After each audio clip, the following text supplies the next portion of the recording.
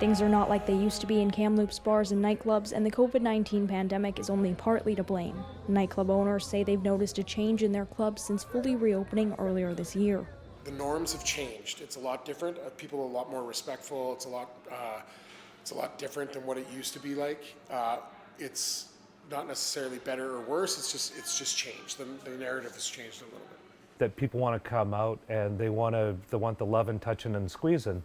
You know, they want to meet people. They want to meet strangers. They want an opportunity to cross paths with somebody, dance, share a dance floor with somebody, even if you're not dancing together. Some in the industry say there was a decline of nightclub popularity a few years before the pandemic hit, but Johnston says COVID-19 changed all that. COVID was like a shot in the arm for the industry. We hit a great reset button.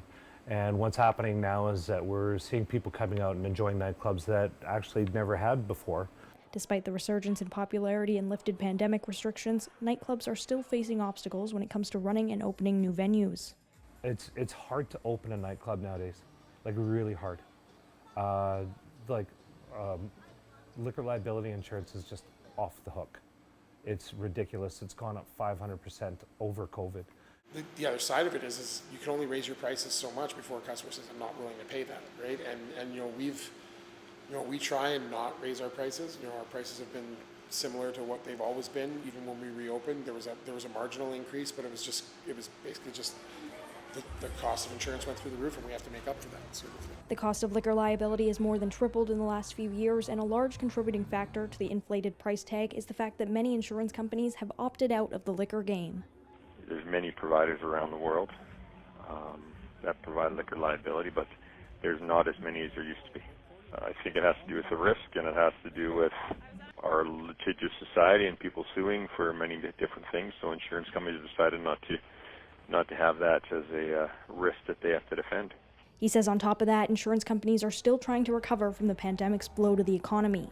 The entitlement of people of, they get drunk and they slip on the floor and they want to sue the landlord, the tenant, the city, it goes on and on. According to Ross, the ballooning insurance costs could cause some bars to close and deter other would-be owners from getting into the industry.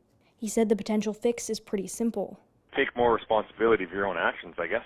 While Bernardo says the Commodore is doing well, he worries what the drastic increases in overhead will do to the industry.